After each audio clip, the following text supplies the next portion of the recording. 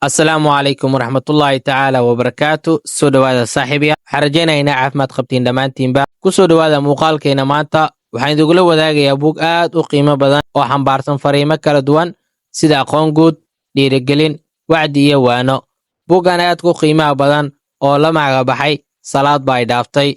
buuggan waxaa qoray Islaam Jamaal, waxaa af Soomaali ku turjumay Cabdulxakiim Maxamed Obsiyey. buuggan waxa uu ka hadlayaa salaada. qoraagu waxa uu soo gudbinayaa sida uu ugu liitay joogtaynta salaada iyo siduu xalka ugu helay. buuggan waxaa ku qoran weedho mucjiso ah, cilmi baadhisyo la sameeyey iyo dhacdooyin dhab ah oo kuu sahlaya duminta deerka adag ee ka hortaagan ilaalinta salaadaha. qoraaga buuggan waxa uu inagu barayaa sida loo joogteeyo salaada iyo sida loo jeclaado. Salaad Baa Dhaaftay. Sannado badan ayaa la socday xaaladda odaygan duqa ah ee ay da'diisu siqayso siddeetamaadka. waxyar ka hor eedaanka salaadaha marka aan fiiriyo jidka waxaa ii muuqan jiray isagoo ku tukubaya ushiisa haaya dhabaha taga masjidka, islamarkaana ay ka muuqdaan foolkiisa dhoolacadeen iyo deganaan. maskaxdeedu waxaa ku soo dhici jiray kumanaan weydiimo oo ay ku dheehan yihiin yaxyax iyo xishood, laakiin si degdeg ah waxaa hirdan adag ula geli jiray koox kale oo marmarsiyaal xeel dheer ah. weydiimihii iga dhex guuxaye iyo yaxyaxii haayaba hore ayay ka holeeli jireen. mar kale ayaa sheedaalin jiray jidka, waxaan isha ku dhufan jiray isla odaygii oo u socda gurigiisii, jaarkana sii wada bariidinaya. aniga oo yaaban ayaa fiirin jiray saacaddayda. waxaan xasuustaa marmarsiyaal ka mid ah kuwii ugu cuslaa ee ku soo laalaaban jiray maskaxdayda waxyar ka hor wakhtiyada salaadaha in uu ahaa, waa mashquulsan tahay ee tuko markaad hesho fursad. waxaan isweydiiyey, daqiiqadaha kooban ee la tukanayo gacanta ma ku heesaa howlo muhiim ah kuwaas oo haddii aad hekiso shaqadaadu waxyeelaya. waxaan dhowri jiray duufaano iskugu jiro marmarsiyaal iyo warcelinno lagu qanci karo oo igaga filnaado weydiintan, laakiin ma haleeli jirin duufaanadani. waxay i soo booqan jireen waxyar ka hor salaadaha, kadibna waa aan waayi jiray meel ay mareen. waxa ayn igaga sii tegi jireen aamusnaan dheer iyo guux gudeed. dhab ahaantii Salaad Baa Dhaaftay. wakhti badan ayaa ku toosay shanqadha usha addoonkan wanaagsan ee ay buuxisay foolkiisa farxaddu, isagoo sii haya jidka taga masjidka si uu u eedaamo salaada subax. waxaan ka warqabay masjidka in uu leeyahay tukiyo iyo eedaamo dhex taagan kuwaas oo howshooda u qabsado si maalinla ah, laakiin salaada subax addoonkan wanaagsan ayaa eedaama oo faraha loogu qaaday. sannado dhowr ayaa maqalkayga ku soo dhicisay shanqadha usha odaygan duqa ah, kaas oo aanan hakinin salaadaha qabow iyo roobtoona. wakhti badan ayaa tegay, xaalado dhowr ahna way isdaba mareen, welina ushii waa i sii toosinaysaa. amin kastoo ushaan iga kicis hurdada waxaan kala hortegi jiray muwjado marmarsiyaal maangal ah. hurdadeedan waan iska sii wataa anigoo u hoggaansamaya nafteyda. nafteedu waxay igu qancisay odaygani waa uu dhafraa ilaa laga gaadhaya salaada subax, kadibna hore ayuu ka seexdaa. sidoo kale waxa uu haystaa shaqo u gaar ah taas oo aan cidna kula xisaabtamaynin.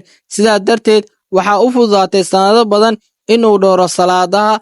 aniga miyaa waxbarashada guud, jaamacadda iyo shaqadu waxay ahaayeen xujooyinkii ugu xoogganaa aan kaga marmarsiyoon jiray salaadaha.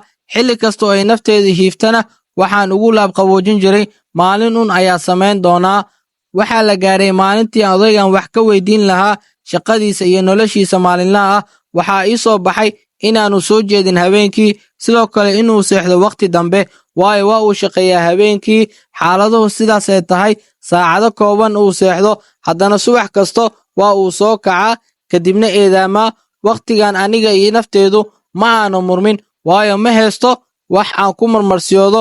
subaxii xigay amintii aan ku hamiyey inaan soo tukado ayay nafteedu igu tiri, kani waa dheeraad Alle subxaanahu wa tacaala siiyo cidda uu calmado, adigana maalin maalmaha ka mid ah ayaa ku soo hanuuni doontaa. hurdadii ayaan iska sii watay, salaadiina waa ay dhaaftay. amin dheeraad ayaan arkayay shaqaale hoosaadkan oo ay ka muuqdaan foolkiisu dhoolacadeen iyo farxad isuwan. xilli kasta oo aad jaleecdo waxaad dareemaysaa raalli ahaansho, aragtidiisuna gudahaygu waxay u dirtaa dhambaalo tamar togan ah. isla wakhtiga uu maqla eedaanka salaadaha ayuu irdaha u laabtaa goobtiisa shaqo, tilaabo deganna waxa uu qaadaa dhanka masjidka. xilliyadii koobnaa ee aan tegay masjidka isheedu waxa ay qabatay isagu uu weysaysanayo, isku beegaya tiir intaanu salaada loo kicinna tukanaya ragcado dhowr ah oo aan ahayn salaada caadiga ah. Waxa uu geli jiray xaalado gaar ah oo laga dheehan karay xidhiidh xooggan iyo jacaylka daran ee ka dhexeeya isaga iyo Rabbigii. Waxa uu tukanaya salaad ka duwan tan ay tukadaan filkii. Dhinaciisu waxaa iga soo gaarayay guux hoose oo igu riixaya faduulin iyo muhasho. Salaadiis ayuu ku mashquulsanaa, waxaanad mooddaa inaannu cidna arkaynin. Sidoo kale waxa uu ahaa qof deggan, xasiloon oo hoganaya. Ragcad keliya ayuu tukanayay inta filkii tukanayeen 4 ragcadood, waana dheeraynayeen rukuucda, taagnida, sujuudda iyo fadhiga u dhexeeya labada sujuudood. Naftayda ayaan weydiiyey, ninkani muxuu akhriyaa horta? Ma wuxuu garanayaa ducooyin aanan ka saynin dadka kale? Addoonkan salaadiis ayaan u bogay. Waxaan isjeclaystay salaadiisa oo kale inaan tukado maalin uun, laakiin ma awoodayo, waayo sidaan aaminsanahay ma ahan hawl fudud oo si sahal ah loo fulin karo. Mana garanayo sababta aan si degdeg ah ugu karaaray jabayo ee aan halkaygii hore ugu miisayo. Salaado badan baa i dhaafay. Muddo dheer ayaan dabagal ku waday xaaladaha kuwa ilaaliya salaadaha. Intii aan waday cilmi baaristan, nafteydu waxaa ka dhex guuxayay weydiimo i wareeriyey oo ay ka mid yihiin dadka qaar maxay u ilaaliyaan salaadaha halka kuwa kale aanan awoodin inay tukadaan xitaa salaad keliya. Waa maxay sirta ku dugan arrintan? Maalin aynu shaqo ku lahayn oo Ilaahay subxaanahu wa tacaala ugu deeqa cidda uu calmado una diido cidda uu deeriyo. Arrinka haddii uu sidaas yahay, salaadu maxay u noqdeen waxa ugu horeeya ee lanaga xisaabinayo? Salaadu haddii yihiin shaqo Ilaahay u gaar ah, maxay ugu dhalanayaan abaalmarinta iyo ciqaabtu?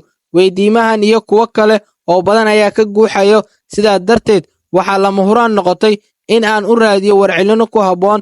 Waxaan isweydiiyey, soo suuragal ma ahan inaad dhimato tii ay kugu qoran yihiin kitaabkaaga camalada ragcado yaryar oo aad silac ku tukatay?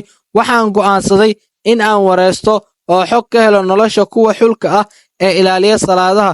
Sidoo kale waxa aan baadhay oo aan akhriyay sooyaalka iyo dhaqannada guud ahaan guulaystayaasha dunida. Waxaa ii soo baxay isu ekaansho xoogan oo ka dhexeeya labadan qole ee isbeddelka u horseeday noloshooda iyo waaqacba, sidoo kalena ifka kaga tegay raad togan oo ilaa togan oo la taaban karo.